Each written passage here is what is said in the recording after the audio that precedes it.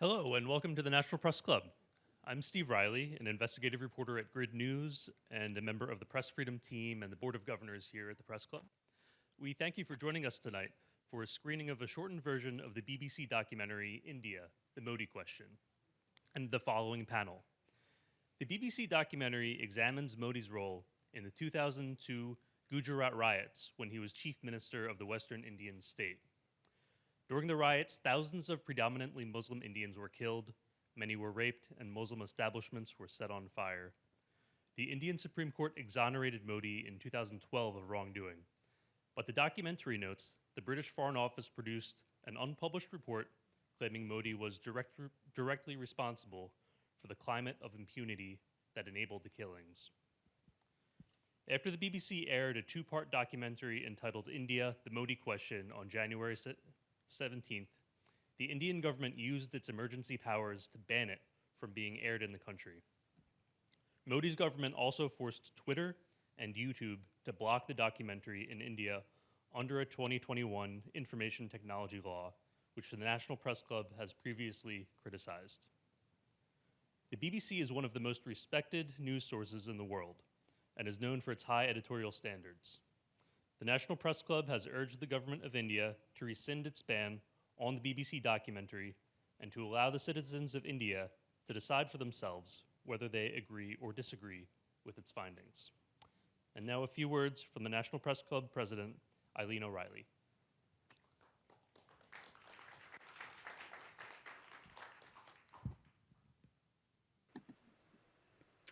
Welcome to the National Press Club. I'm National Press Club President Eileen O'Reilly. I'm also a managing editor at Axios in charge of our training and standards. I wanted to take a moment to thank you all for being here for the screening of India, the Modi Question. This is an important example of where the National Press Club can shine a spotlight on what's happening in global press freedom issues. I'm truly sorry I cannot be there in person. Since Modi came to power, we have watched with frustration and disappointment as his government, time and time again, has suppressed the rights of its citizens to a free and independent news media. We, at the National Press Club, demand in the strongest terms the government stop its persecution of journalists and suppression of press freedom in India. To talk about this a bit today are four important people here to share their stories and concerns regarding these issues in India. Dr. Aakashi Bhatt, daughter of Sanjiv Bhatt, an incarcerated whistleblower and former police officer who testified before India's Supreme Court on the 2002 Gujarat riots. Imran Dawood, who is survivor of the Gujarat riots and one who witnessed the lynching of his family. Yusuf Dawood, who has led the family's fight for justice for 20 years. And Aakashi Bhatt, whose research uncovered several men associated with the RSS, the Hindu nationalist organization, with confessions that they carried out mass murders of Muslims. Welcome and thank you for participating in the panel discussion after the shortened version of the BBC documentary and sharing your insights with all of us here at the National Press Club. Thank you.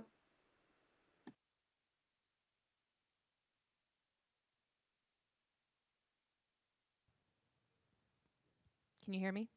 Okay, great. Thank you everybody for being here tonight. I got the opportunity to watch the extended version of that documentary earlier. I know it makes quite an impression. I'm looking forward to the conversation we're about to have. My name is Rachel Oswald. I am a foreign policy reporter on Capitol Hill here in Washington, and I'm also the chairperson of the Press Freedom Committee here at the National Press Club.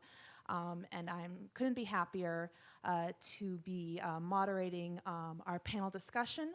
We're going to have about 30 minutes of me interacting with our panelists here, and then we'll open it up for about 30 minutes from Q&A from the audience. You all, I believe, have been given note cards, which you can use to write down your question. One of our press club officials will be collecting those cards and then bringing them to me, and so that's how we'll handle the Q&A. So I've told you who I am. Let me introduce our panelists. So to my left is Dr. Aakashi Bhatt. She is the daughter of Sanjiv Bhatt, an incarcerated whistleblower and former police officer who testified before India's Supreme Court on Modi's role in the 2002 Gujarat riots. To my immediate right is Yusuf Dawood. He is the uncle of Imran. Yusuf has been leading his family's fight for justice for the horrible lynchings that happened in Gujarat for 20 years. Imran was featured as well in the documentary. He is a survivor of the lynchings, and he's going to tell us a little bit about what the last 20 years have been like. So I think just to start it off, Imran, thank you so much for traveling to be here with us tonight. You have survived so much and gone through so much in trying to get justice for yourself and your uncles. What would you most like members of the audience tonight to know about what happened 20 years ago and how it still impacts you? Can you hear? Thank you everybody here today at the National Press, and thank you today for exercising your freedom of press. We're here today to bear witness the events of Gujarat 2002. We also stand in solidarity today with all the victims and survivors who are being denied justice, and all the religions and minorities who are oppressed in the current India by RSS, BJP, VHP, ABVP, SEWA, and HSS. On the day of the terror that we had experienced, we would not wish this on any human race. This was a targeted attack on Muslims, which is clearly evident today. On this day, 21 years ago, we were targeted because for being Muslim, we pleaded with the mob that lynched us that we were British, but this would not stop the heinous attacks that were carried out that day. I, as an individual, was forcibly asked to remove my pants. My human dignity was taken away from me, from the mob. The same tactics and rhetoric used by Nazi Germany. This should not happen ever again. We, the family, have not had justice for 21 years. The victims and families have had no justice for 21 years. So let's not pay the price and have a divide, justice delayed, justice denied. I would like you all to ponder on two quotes, which are as follows. I like the dreams of the future better than the history of the past. Thomas Jefferson. You're not to be so blind with patriotism that you can't face reality. Wrong is wrong. Malcolm X. Excuse me. The trauma will always be with me, but I won't be denied by it. Sorry. The trauma will always be with me, but I won't be defined by it. Going forward, we must degenerate the hateful ideology that allowed the pogrom to happen. We must oppose the BJP's ongoing destructive bulldozer policies and hate towards religions, minorities in Mother India. We must unite against this hate that is a virus infesting us all at local, national, and global level. For example, in my own country, UK, Leicester, here in the States, Edison, Newark. We need to unite and fly together in tackling the virus going forward. As I'm talking to you from my heart, love for humanity is a common ground in flying together. Just want to say as well, part of what I've experienced, I have written poetry, and it has been a healing process for me in doing so. But I just want to thank you all today in being here, and like I say, in exercising your rights of press, freedom of press. So thank you very much.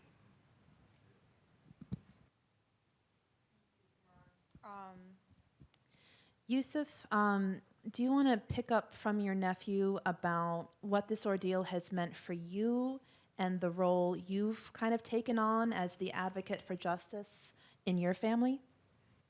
Sure. Again, thank you for coming here and being here with us. What I want to point out to you in terms of our family's experience, and it isn't perhaps highlighted in the documentary, is that when Imran was attacked, he was left for dead.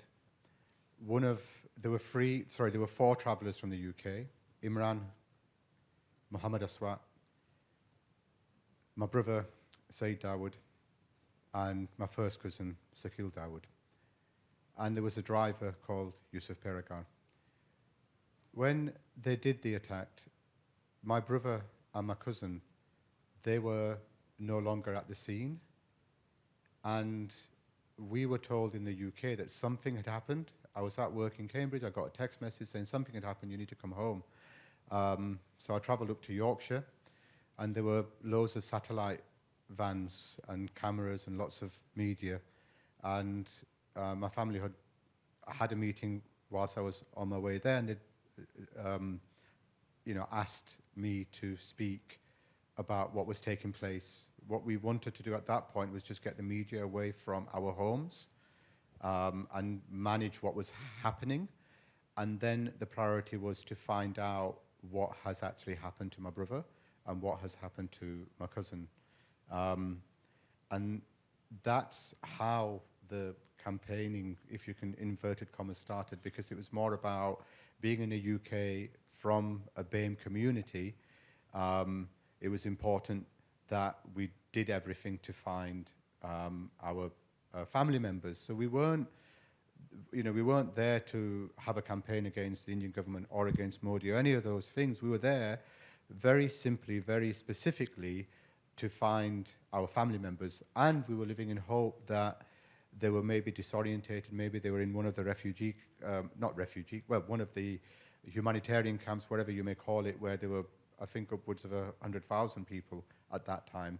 So our hope actually was that, they would be alive, they would be found. We were issuing out loads of leaflets into those places. And it was, if you think this incident took place on the 28th of February, it wasn't until around about August of that year that we learnt that they had the DNA testing, because they had to test my brother's children. They had to come home. We had police come into our homes in the UK. They had to take DNA from, my mum, from his grandmother. So it was kind of August before we found out that they were murdered. And in that process, there was a deliberate effort by the police to sort of say, oh, they're missing. Because if people are missing, if you've got 2 British tourists that are murdered, but if you've got 2 British tourists that are missing, it's a wholly different thing. So we went there looking for our loved ones. We went there to look for truth.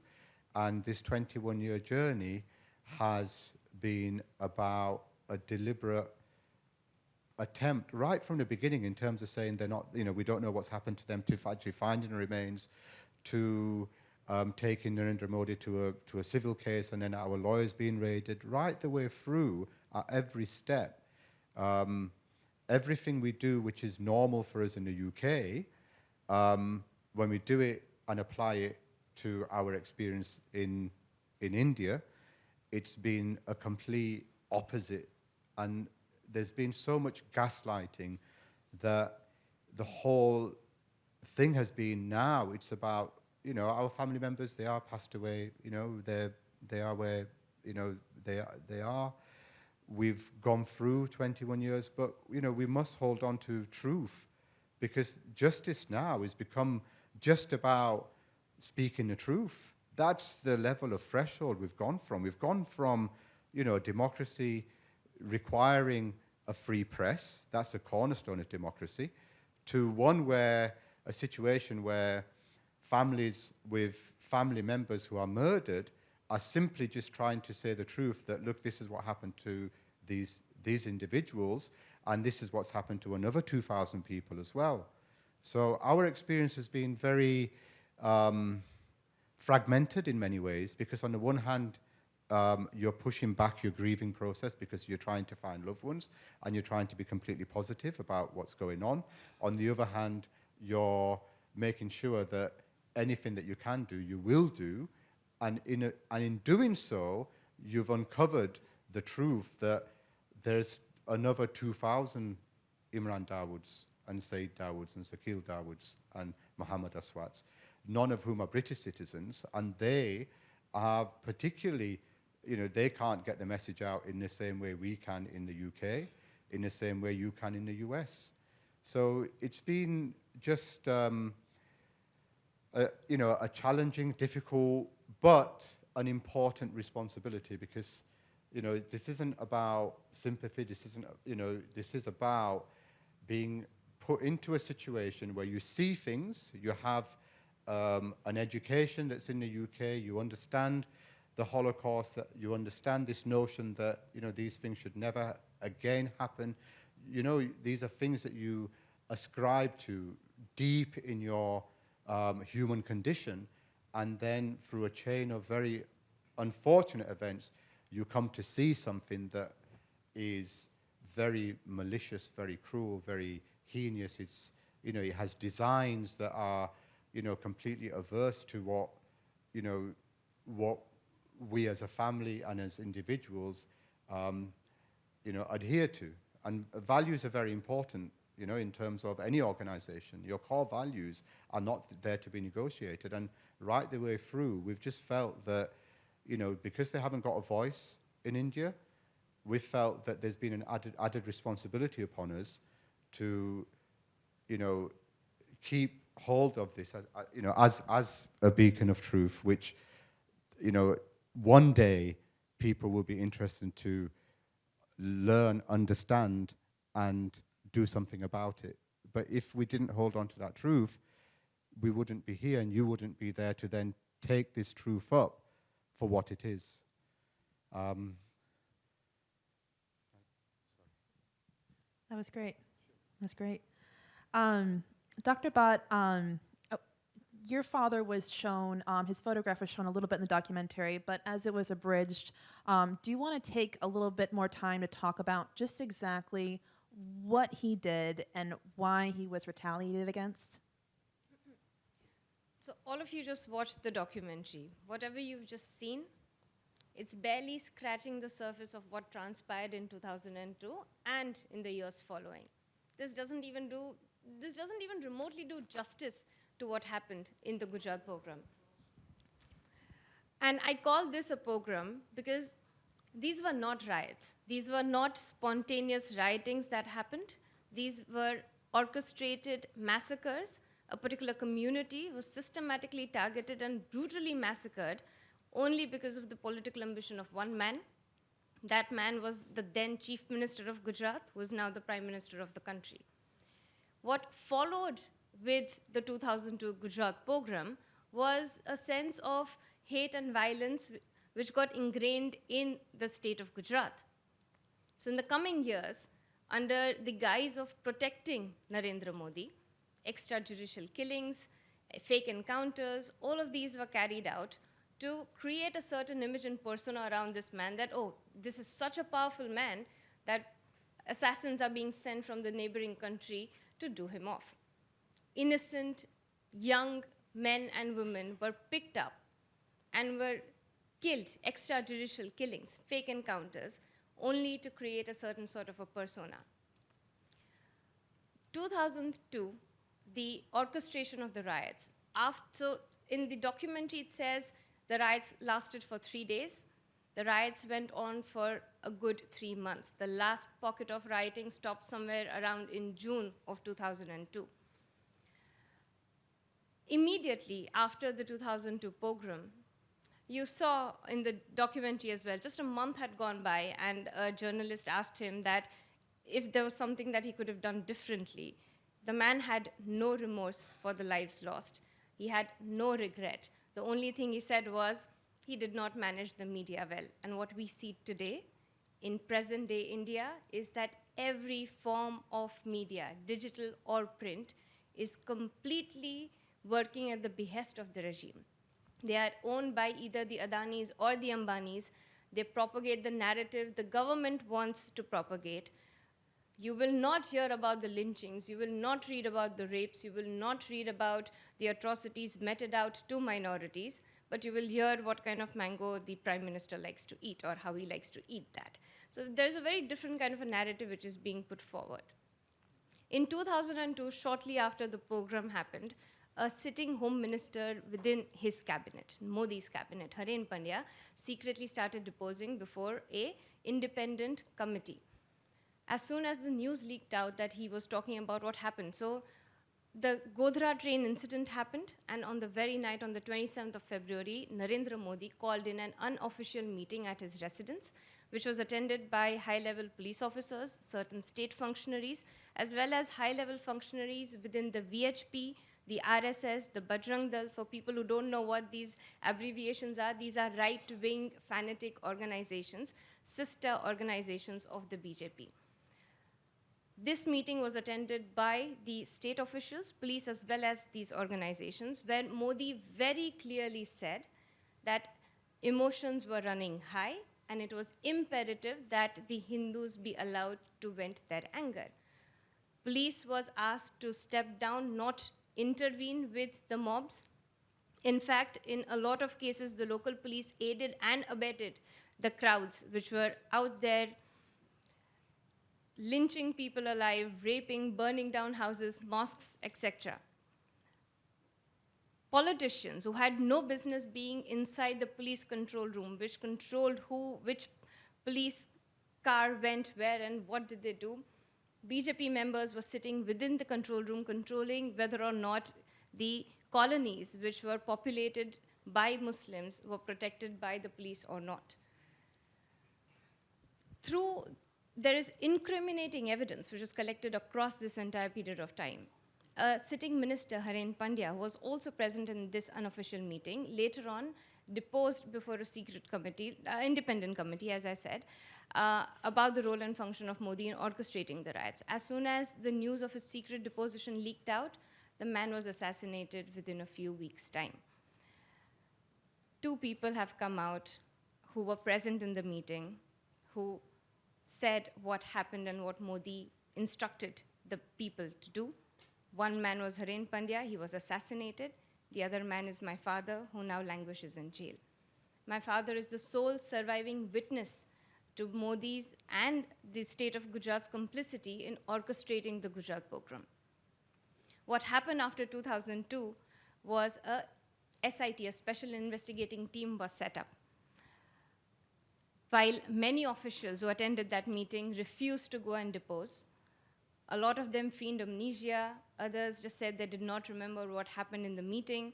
My father was the only man who came forward and submitted the evidence, deposed fearlessly, knowing very well what the repercussions of standing up against this regime would be. Since then, till now, we have only faced witch hunting by this government, vindictive incarceration by this government. In 2011, so within a few months into deposing before the SIT, it became very clear that the SIT was not interested in investigating the role of Narendra Modi. In fact, they were trying to threaten witnesses to not come forward and depose. Their whole purpose was to exonerate Modi. So in 2011, my father filed a sworn affidavit in the Supreme Court of India, submitting incriminating evidence implicating Narendra Modi, Amit Shah, and various high state-level functionaries in the orchestration of the Gujarat pogrom, in their role in numerous extrajudicial killings and fake encounters, as well as the assassination of Haren Pandya. Immediately, my father files the affidavit and he gets suspended from duty. Mind you, till then, Narendra Modi was just the Chief Minister of Gujarat, had very limited power. When he became the Prime Minister of the country in 2014, my father was dismissed from service under frivolous grounds of being absent from duty.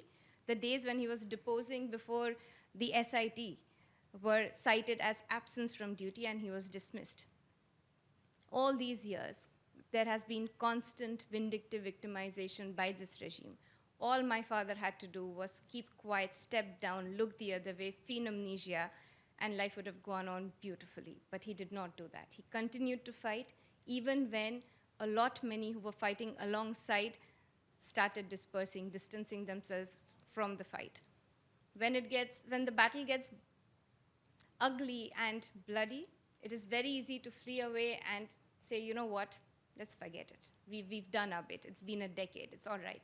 But it takes a mettle of a different kind. It takes immense courage to stand your ground, bloodied, battered, bruised, knowing very well that this is an uphill, unending, and perhaps an absolutely lonely battle, and yet you continue to fight on, because thousands and thousands of people were brutally massacred in 2002.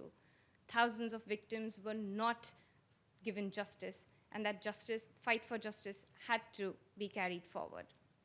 In 2018, Mrs. Zakia Jafri, you saw Mr. Ehsan Jafri's house just in the documentary. He's the MP who was brutally lynched by a mob. Mrs. Zakia Jafri filed a final affidavit in 2018 seeking the Supreme Court to reinvestigate the clean chit given by the SIT to Narendra Modi. My father is the sole surviving witness to the complicity. So the wheels started churning again and much more dangerously. She files an affidavit around January, February of 2018. In July of 2018, my father's security gets withdrawn. August of 2018, the regime comes and bulldozes our house, breaks it down.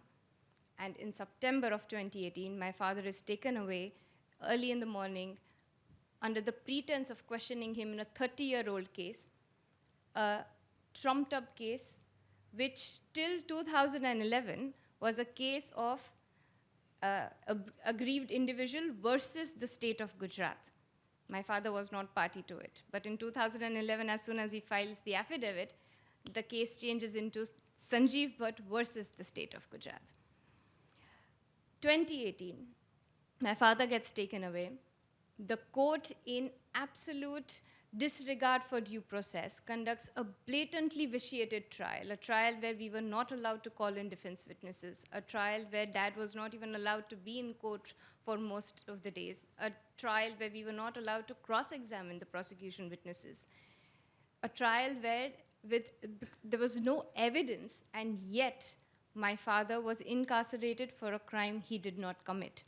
He was incarcerated for custodial death for a man who was never arrested by him, who was never in his custody, who never even met him, a man who was arrested by, so 300 people in 1990 were arrested, mobs who were rioting by the local police.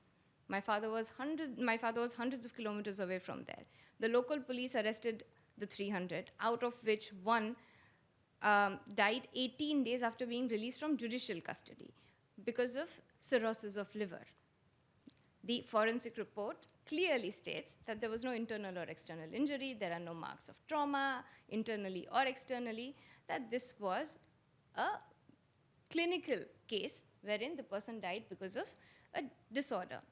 Yet this case was arm-twisted, strong-armed, and my father was incarcerated for life for a crime he did not commit, his only crime, that he stood up perhaps against the strongest man in the country today, and he continues to fight on. 4.5 years have passed since then. We've been languishing from court to court to get one fair day in court. But one fair day in court is not a luxury afforded to the honest and upright in this country. So while Babu Bajrangi, who you just saw on the documentary, who very happily boasts that, you should cut, burn, and chop people off, gets bail. He's not in jail right now. The man is out scot-free, enjoying his life. So in the same courthouse, the same courtroom, Babu Bajrangi's case gets heard, and the lady judge gives him bail without even going in the merits of the case, immediately after which our case gets heard. We don't even get to present it. She tells us that I've made my decision.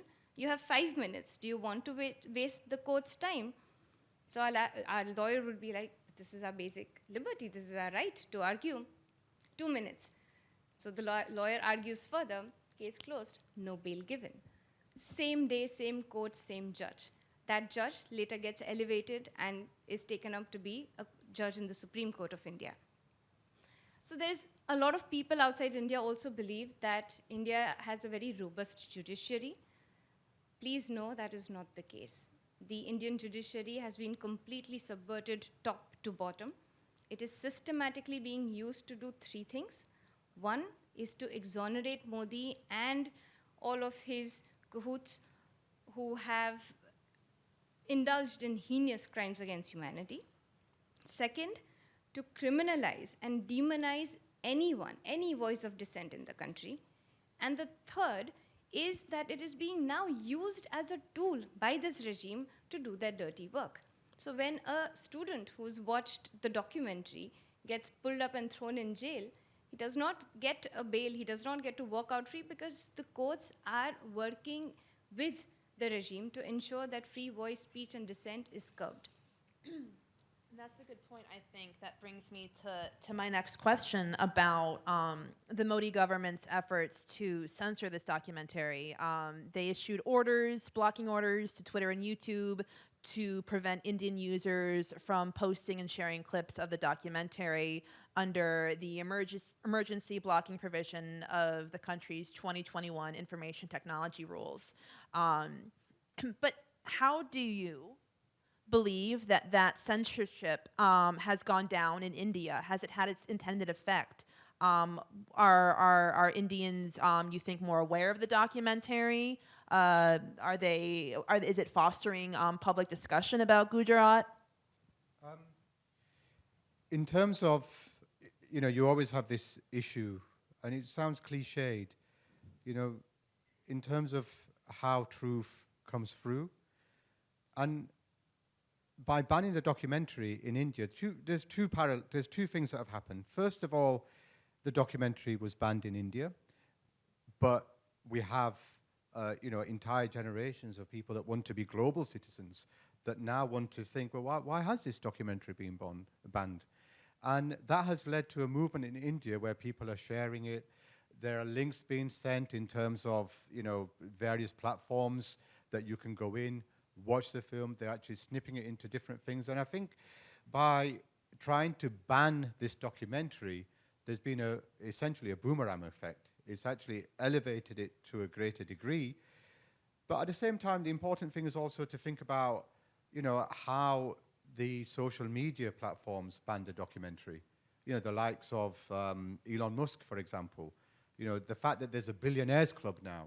There are, when we look at democracy, when we look at the threats to democracy, I don't think we've actually fully looked at, this billionaires club. When the US and the UK decide to engage with India because he was, coming out of Gujarat to be, the next prime minister, suddenly there was this notion that let's actually rehabilitate Modi's image to make it more palatable to the Western audience. Can you imagine then if you were all told that this is who he is, this is what he's about, and this is what our intelligence reports clearly say what he's about? No, it was a case of how do we in the West, in the EU, in the UK, and in the US benefit from this?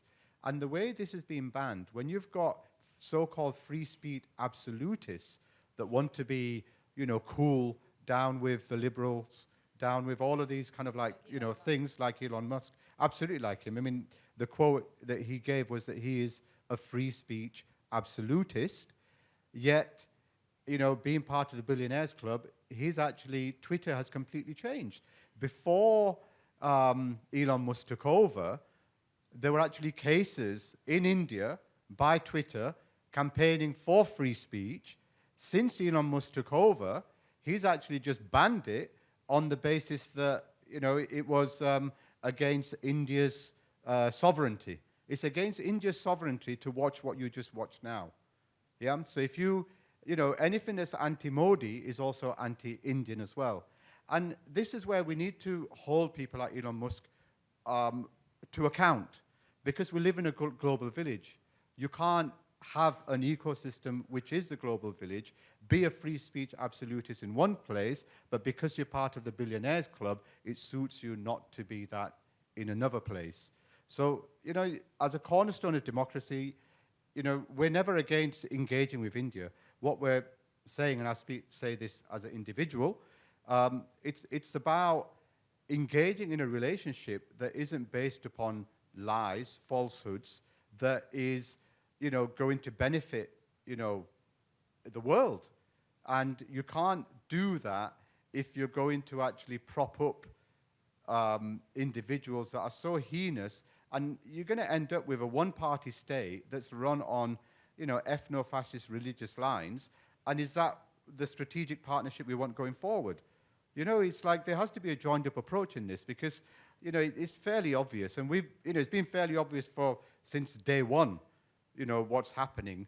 And, the more we've gone into it, the more we've gone towards the so-called undemocratic Indian model.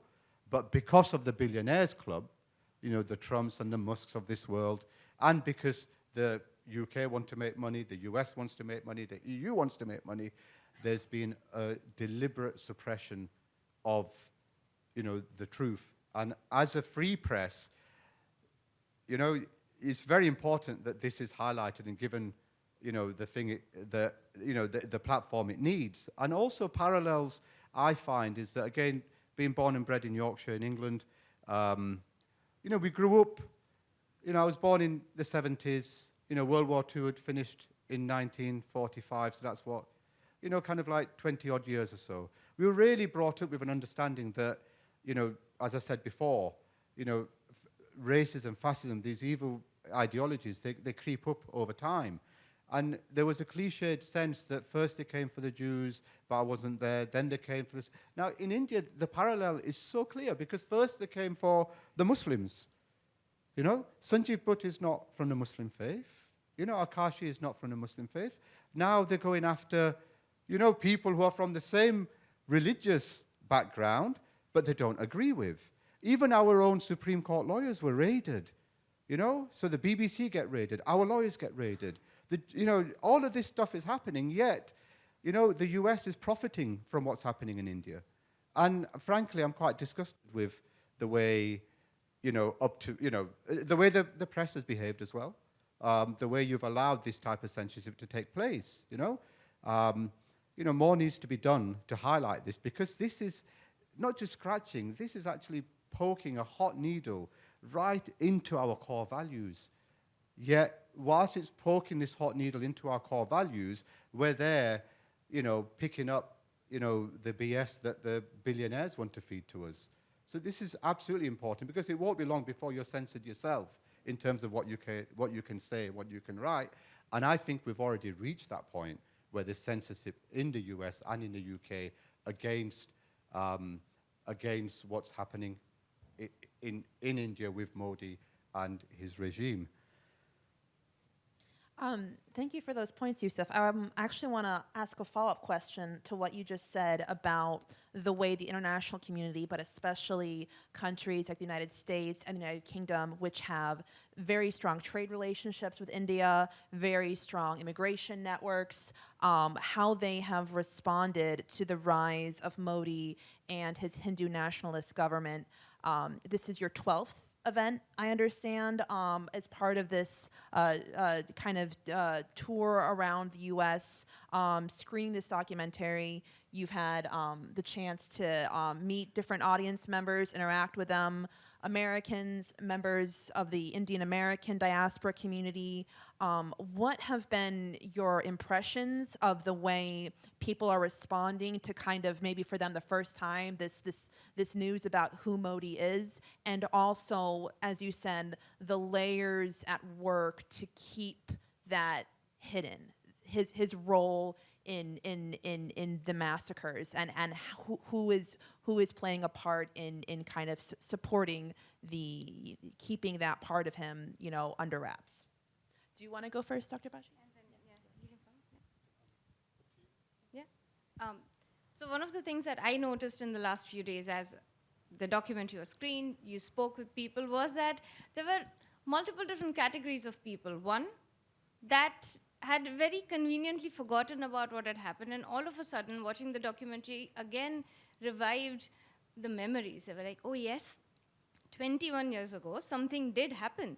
And they'd forgotten that there are people still in India fighting tooth and nail for that. So they'd forgotten completely about the defenders, they'd forgotten completely about the victims, but this again brought in the forefront that, all right, that had happened. Then there were people who knew a bit about it, but the narrative that they had read was a bit skewed, because by the time they had started reading about what happened in 2002, the government had taken over the media to a certain extent. So watching the testimonies, watching and listening to what had transpired made them think and made them kind of ask questions back that, really, it went on for so many days? People were targeted and butchered? So these were people who had further questions. And then there was this entire generation of people who had no idea about what had happened in 2002. Either they were too young, they were born after it. Some parents did not ever tell them about the 2002 pogrom, of course, because the first instinct is to protect them. But in doing that, they kept them oblivious of a very important part of modern day India history, which is you need to know what happened so you learn from it so that you can prevent it from happening ever again. And so that you can also raise your voice and help the defenders who have been fighting relentlessly for the past 2.5 decades. So the experience for me was a bit disappointing on certain extents, because here we are as a family who've been fighting for such a long time. And then there were people who had no idea about the sacrifices made by individuals like my father and many others, day in and day out.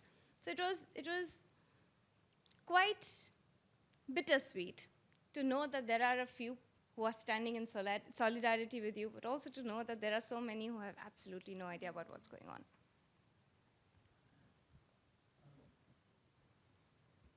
Thank you.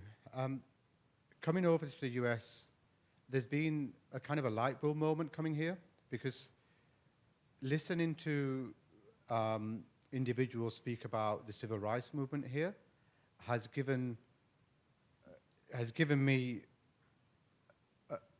a new paradigm with which I can understand this better, in the sense that in the USA, in a number of events that we've been to, there's been a great deal of detail given to the civil rights movement, given to the fact that there was systematic abuse of the other, because of one's, for being different. Given that, and then the notion that these changes took place from perhaps, the north of America being perhaps a bit more au fait and knowledgeable in terms of, what's right and what's wrong, and that kind of change. And I think understanding the civil rights movement in the USA and speaking to individuals and groups that were involved in that struggle, has given me a greater understanding of how we can tackle this problem, and why there's a responsibility upon ourselves in terms of the values that we consider to be core, i.e. equality, not killing somebody because of their religion, actually allowing freedom of expression. All of those things produce a situation now where that model, that experience must be applied. We mustn't be gaslighted by what they're saying. If we see that these are the things that have happened, and this isn't just a history lesson, this thing happened in 2002, this kind of evil has grown, manifested itself on a complete national level now. It's becoming part of the culture, which again perhaps was similar to what would have happened in the USA. So this is relevant, and this is why, I feel that Americans, in terms of your experience, you have a responsibility, because there's a sense of hypocrisy going through your own experience, then having a partnership with another country, but then thinking, yeah, we've had our civil rights movement, we're okay, we're enlightened, we don't agree with these things, but then saying, but we do if we can make some money out of it. And that's where you are at the moment. I'm going to call a spade a spade. I'm from Yorkshire. We say it as it is. At the moment, you're making money out of the relationship at the expense of human rights, and you're selling your own selves down the pan. That's the reality of what we're facing. So, buckle up, pull your finger out, wake up to what is happening. And coming to the US has been incredible in actually allowing one to understand and connect the dots and actually seeing that, okay, we're in 2023, We can't live in a global village where we pretend that something isn't happening, and no matter how much money you throw at it, the truth does come out. And these values shouldn't be things that we adopt, because of some corporate marketing rubbish. These values should be there because they're part of who we are. They're part of the struggle that our parents and our ancestors and all of those people came through. And this is about the vision of what type of modern world we're going to live in. So when we're making these deep partnerships, which we never, said we're against or any of those things, that's way beyond our remit. But when you're making these partnerships, make them on your terms. Don't make them on the Indians' terms with this regime, knowing what you know. You're selling yourselves out by doing that.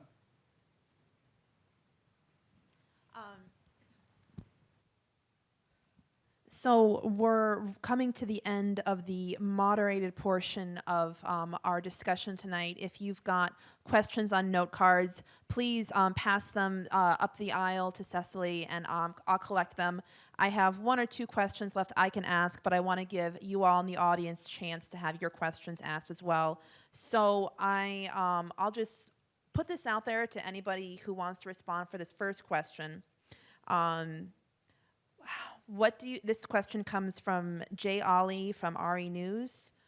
What do you think about the reaction of the general public of India after the Gujarat incident? Why is India turning into an extremist Hindi state? I think everyone knows the answer to that question, the first bit of the question. The general reaction was the majority of the public were very happy.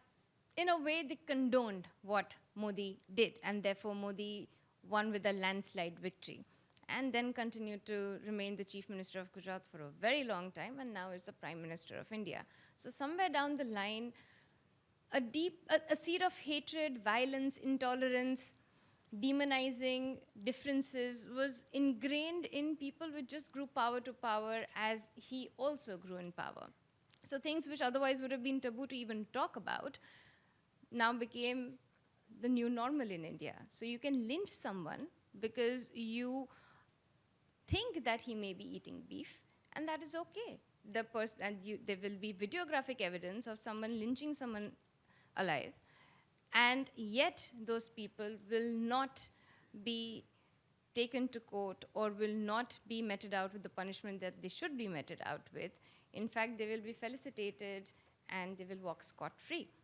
So Modi brought about a very new sense of India. He says, Achhe din. So he said that good days are coming. Very different days came along with him. And this is the Modi's new India, where the new normal is quite horrific from the normal we all grew up in. And I'm sure a lot of other people who are sitting over here are familiar with an India which was more inclusive, which was more secular, which was more accepting of differences. We celebrated differences. We did not demonize or criminalize differences.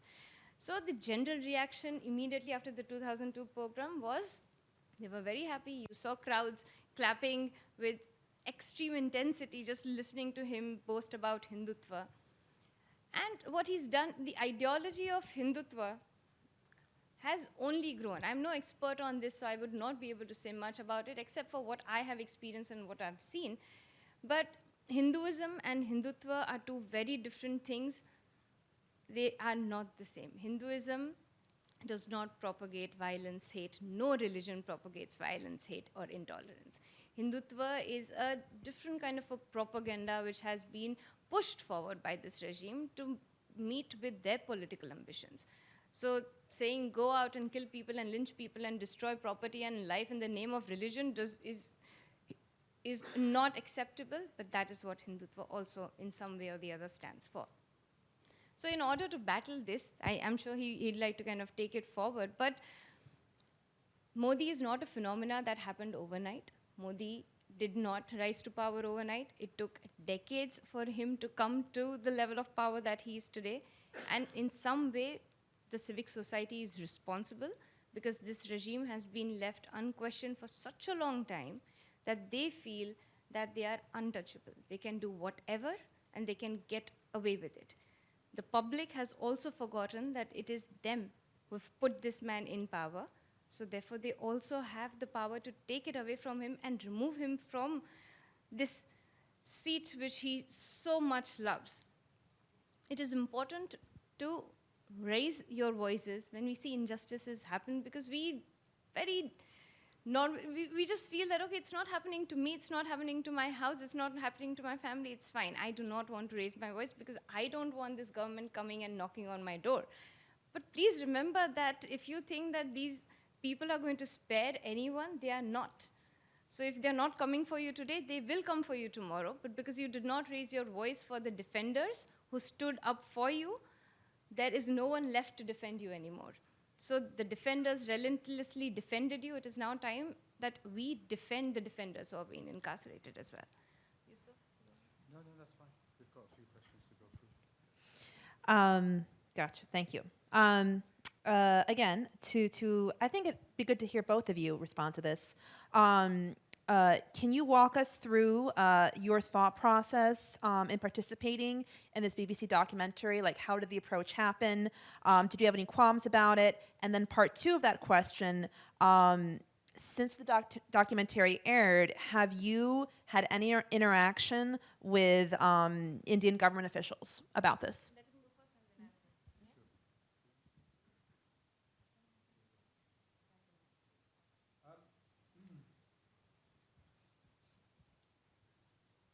Part of me that's absolutely shocked that the documentary was actually released. In terms of the, since the West decided to engage with Narendra Modi, knowing that he was going to be the Prime Minister of India, our opposition has been in the manner of that engagement. The fact that we're selling out our core values in order to engage with this person, and we know what he's done. Now we live in a world where there's this notion that because we need India because of China, blah blah, all these kind of complicated paradigms. We're just blindly going into a situation which is quite scary. But because of this type of censorship that's been taking place, first of all, quite surprised that it did go through the various committees it would have had to, the level of scrutiny it would have been put through to then be released. And since the filming of the documentary, there were on occasion that I'd actually contact him and say, is this really going to be released? Because you've been, in a way, the Western media has been kind of playing this reel of Modi being a lovable uncle. He'll come to the West, share a stage with him, and you'll get loads of votes from the Hindutva lobby. Yeah. Well, before Biden, it was Trump. In the US, it was Cameron. That seems to be the model. We can profit and benefit from this. So the documentary being released, first of all, was a surprise. Secondly, very, very difficult to watch. The second part, after 7 minutes, I had to switch off because this is real. And as Aakashi said, this is actually scratching the surface. In 2002, I went there, and the stench that was in the air, the total lack of, the total barbarity. But at the same time, I saw the best of humanity in terms of people like Sanjiv Bhatt, and I saw the worst of humanity as well. So the documentary is there, and it was released because this is historical fact. And even though the politicians, being the arseholes that they are, want to just wash it down and benefit from this, the BBC, in terms of how they've been set up through their charter, they took the view that, no, actually, this is historic fact. We've got all the footage from when they came with us in 2002, when we were looking for our family members in a missing persons case, to now. So we're actually going to go through all the committees we need to go through, and we will release this because we stand by the truth. Now, with it being released, clearly there's been a concerted effort to stop this. You know, to be raided in India by the authorities is a scary thing. Our lawyers were raided because we did a civil case. The lawyers had mental breakdowns, essentially. Once they're put into an Indian jail, it's a whole different situation, you know? So there's been essentially a changing. Since the documentary was released, so many people who have got a greater awareness feel the need to talk about this, and also from there, the need for there to be accountability. And I certainly place a greater burden of responsibility upon the Americans and the British and the Europeans, because since Modi was being put forward, the strategy has been to ignore this, hoping it would go away and make money out of the relationship with India. And, that isn't a very, how would you say, that's not what, I'm putting people, that's not what we vote for, but if we're ignorant, that's what has been happening. I also would like to say that the two-part documentary does not justify what's happening in India. You could actually make a season, 10-season episodes, maybe going into a film, maybe the second film as well, and who's saying the third. This is absolutely shocking, and also just be mindful around the injustices we as a family have suffered. I'm just shocked or sad to hear the injustices Aakashi and their family are going through in regards to even their basic human rights, Sanjiv's basic human rights. These are a grave concern. It's something that the world need to address around what is happening in this matter. So the question says if we've had any interaction or dialogue with government officials since the documentary. You don't have dialogues or interactions with this government. They react violently, and then you face the brunt, and you wait for a time when you can retaliate as well. So no, there is never a dialogue. There is always a very desperate retaliatory action that comes from their end. Sometimes extremely dangerous, sometimes a threat. And walk us through the process to participate in the documentary. We have been fighting our fight. For 21 years, my father has been fighting for the victims. For the last 4.5 years, we've been fighting for him. So while he continues to fight the greater fight, we continue to fight to bring justice for him. The BBC got in touch. They want, in an ideal world, it would have been my father who would have participated in the documentary. It wouldn't have been via me. That would have been ideal. I would have been in the audience today listening to him talk. But we don't live in an ideal world. So there were two choices throughout these 2.5 decades. For Dad, as well as the family in the last 4.5 years, either we were to be subsumed in cowardly silence, or we continued to speak up and fight, no matter what. And as my father always says, this is a fight of our choosing. My father could have stepped down and could have looked away whenever. 21 years, a lot of time to make that decision. This is a battle of our choosing, and we will fight it till the finish, and we'll fight it strong. Come what may. Well said. Okay, so we are down to our last 10 minutes. We're going to enter the question lightning round. I'm going to pair some questions together. Choose which questions you would like to answer. Here's a question. So obviously Modi, and I'm reading the question. Obviously Modi is a mass murderer, but so is Xi, China, Putin, and Bush, probably I think George W. Bush. At some point we have to deal with leaders of 1.3 billion people, no matter what. Could you speak about that conundrum? So that's one question. Then the second question I'll have for you is, Modi said in the documentary that, quote, the British shouldn't preach to us about human rights, end quote. While his actions and rhetoric fall on him alone, what are your thoughts on the role colonization and the Brits have played in bringing concepts like racism and misogyny to India and indigenous cultures in India? I can give a very quick answer to this one and get it done with, and then you can perhaps answer this one. What the Brits did in colonizing many, many countries across the world. Yes, they brought in the demons which have grown into power today, but that were the demons of the past. This is the demon of today. We have to fight what we have to fight today. Yes, seeds may have been sown by colonizing different countries, by the Britishers, but I'm sorry, we cannot blame what Modi has done and what he's gotten away with it by saying that, hey, this happened so many years ago, so it's fine, it's excusable. Someone else did it, so we can replicate it. So they might have brought in the concept, but that does not give Modi the right and liberty to have replicated what he did in 2002 and have gotten away with it. So.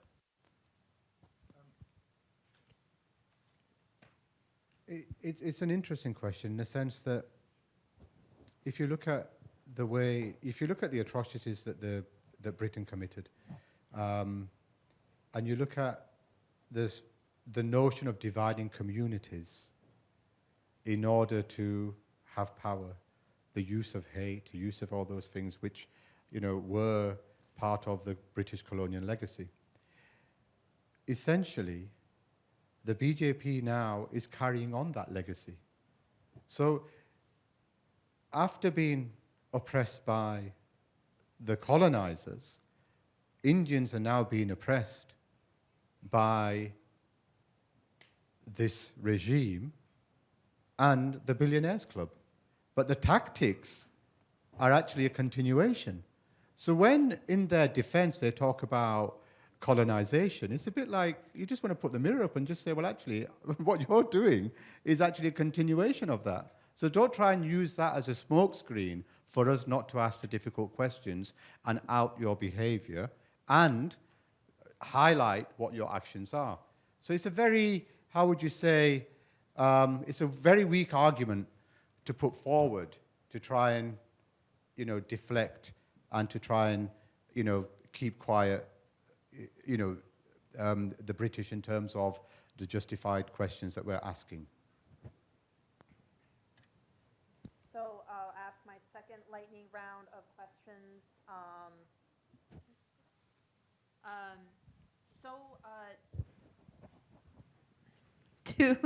To the panel. Do you have plans to make return trips to India? Are you, and I'll just ask, are you worried about what might happen if you go back to India now that your profile has been significantly raised? Go ahead. To be fair, our profile was raised far higher in 2002 when these events took place. We've always spoken for peace and for humanity. And the last time I was in India was actually in 2019 when I had to go there to collect 15 kilograms of legal documentation because our lawyers were raided and they could no longer practice. So in terms of going back there, what I tend to do is if I do go there, I tend to plan my trip differently. And at the same time, I think there's a long track record in terms of what we stand for. And that has come through, and in going there, I don't let that stop me from going to India to do what I need to do. And there is always a risk, but at the same time, I know that there are people in India that have done far more than we have. They've taken far greater risks than we have. And one cannot just be in the West enjoying our luxury and freedoms and be scared to go there completely. Now, in your case, you've never been to India. I'll speak. Just want to say that the first time I went to India was in 2002. Taj Mahal, beautiful, beautiful place. If you ever get the opportunity to go, I would highly recommend it. The India that I went to was love, was happiness. The India that I left was hate, was a virus, was disappointment. How will I go back to India? I have been once back when I engaged with the SIT investigation team. I wanted to go to my village, but security clearance did not allow me to go to my village, to even go to the grave of Muhammad Aswat, who was with us. Even for me to go there and offer a prayer, I was denied that on security grounds. So you can imagine how that environment would be for me if I was to go, say, in a week or the coming months. I would not be safe at all. So. I keep going back every month because we have a legal battle to fight. We have to bring dad out of prison. My mom still lives in Ahmedabad, Gujarat, and me and my brother both are based in the UK, but we take turns. Right now, he's over there. Next month, he'll go back to the UK. I will go back home. But we keep going. This regime has only thrived on fear. If you let yourselves be subsumed by fear, then you will not be able to even stand up for yourself, let alone stand up for someone else. So yes, as soon as you land, you are followed by the intelligence bureau cars, you know your local phones are being tapped, there are threats, all of that is happening, but the call of the hour is to keep the head held high and fight, and that is what we are doing. So yes, I keep going back home. If they want to do something, they will do something. That does not merit into us stopping to fight, so no.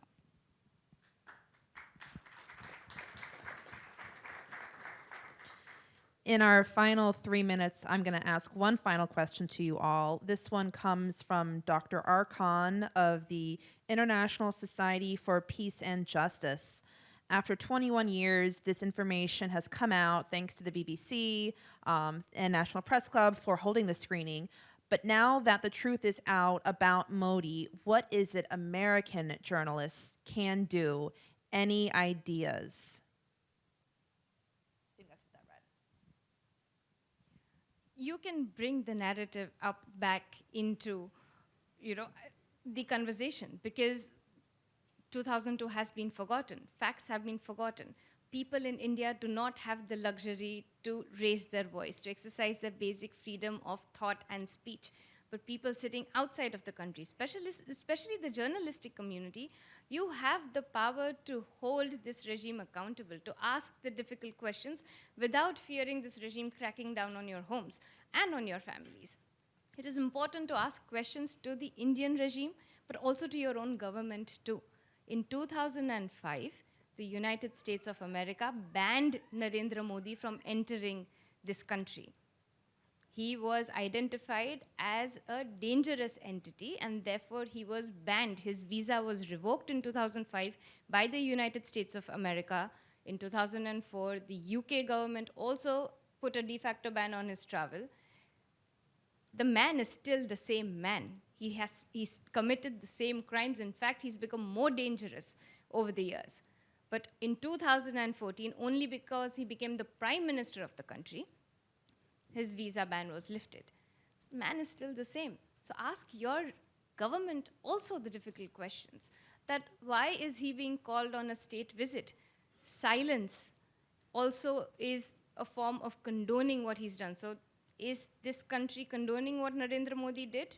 Because forget the people, forget my father, forget Teesta Setalvad, forget all of those people who stood up for the victims. An independent report by the United Kingdom was which has become declassified recently. It clearly stated that Narendra Modi was responsible for the Gujarat pogrom, that the rioting had all the hallmarks of an ethnic cleansing. This is not an Indian, this is not an individual who lives in the country. This is a foreign government. The foreign secretary had sent in an independent committee, and this is their conclusions drawn. So bring that up in the forefront as well. The report is out there for people to read. Read it, ask tough questions, but draw attention to what's happening in India. The decline of human rights, the decline, the incarceration of the defenders, so that at least the defenders know that they have not been forgotten, and that people remember them, and that they stand in solidarity with them. question. Also in terms of the fact that it's not inconceivable that you may yourself have an Indian-style democracy in 20 years or 30 years, you know, in terms of the billionaires club, in terms of democratic credentials being pushed to one side, in terms of the freedom of press being owned and concentrated, in terms of the truth being suppressed through electronic laws that were designed for something completely different. So all of those things, when you're linking in two systems, politically, economically, culturally, you're also bringing into your ecosystem a virus. And that virus has now been very clearly identified. And it's also showing up your own system. The way your system works in the US seems to be not very democratic in terms of the relevance of something as important as this. Yet, after banning him, somehow the entire US population was able to get their minds switched into believing Narendra Modi was some kind of lovable uncle, you know? So there's a lot of things that can be done, and I think it's very important that these things are highlighted. Individuals such as Elon Musk is actually held to account for bowing down to this, and that the threshold of this relationship is raised, and your own institutions, be it the press, be it the politicians, are held to account. And in holding them to account, the very important thing I want to highlight is every time you try to hold them to account, you will be initially met by resistance, by a bunch of brain donkeys that will have more or less the same things that they will come out with. You know, this is colonialism, this is racism, who are you to tell us what for? But the energy is very similar. Please go past that bit and then highlight the facts. All you have to do, we're here to tell you our truth. We don't have to embellish it, we don't have to do anything. We just have to tell you what our truth is. And what you need to do, what we need to do collectively, is make sure we do say the truth, because democracy erodes bit by bit. And you've imported things from this relationship where you've actually suppressed information deliberately because somehow it helps on some macro level with your relationship against some other country. So, you know, I think in terms of what needs to be done, look at it from many perspectives. The civil rights experience is a very American experience. It's one of tragedy, but also of triumph. But all of these experiences that you have had, they're actually under threat now, because this is a domestic issue. It's not an international issue. He's going to be coming over here. You're going to be pampering, individuals will be pampering to him. But in doing so, they'll be saying, please don't put out any of the bad news. But that's not correct at all, you know? So there's actually a bigger burden of responsibility on the Americans than there is perhaps on anybody else, because of the standards you set for yourselves and the standards you set for the world. And the standards that we've actually been brought up in Britain believing, you know? So I grew up believing, you know, these things, and that's why, you know, myself, Imran, were here, because we went to school in the UK. You know, we expected certain things to be in a particular way, and we're campaigning because they weren't that way. Now, if we were born and bred, let's say, in 20 years from now, and that was considered to be acceptable, we wouldn't campaign, because we'd just simply say that's the way the world is. And, you know, I hold the Americans to a high standard, and that standard, up to this point, particularly after, you know, rescinding the visa bans, you know, it's been absolutely, you know, it's been quite dire, really, you know, quite dire. And I think, you know, we want to be part of the solution, not part of the problem. And at the moment, the press in the US, the media in the US, has been part of the problem. Yes. I just want to also say, I would like you all to exercise your right for press freedom in because in India they can't do that, and here I would actually encourage you to exercise your freedom of press and actually have the voice for those people in India, be it the journalists, be it the victims, be it the people who are oppressed from from all the minorities and religions, because this is a virus that does need reporting on, and for you guys to exercise that freedom we have in this country here as well as the UK. So I would encourage you in as much as you can to report the truth, to expose the virus, and exercise your freedom of press. Thank you. Aakashi, Yusuf, Imran, thank you so much.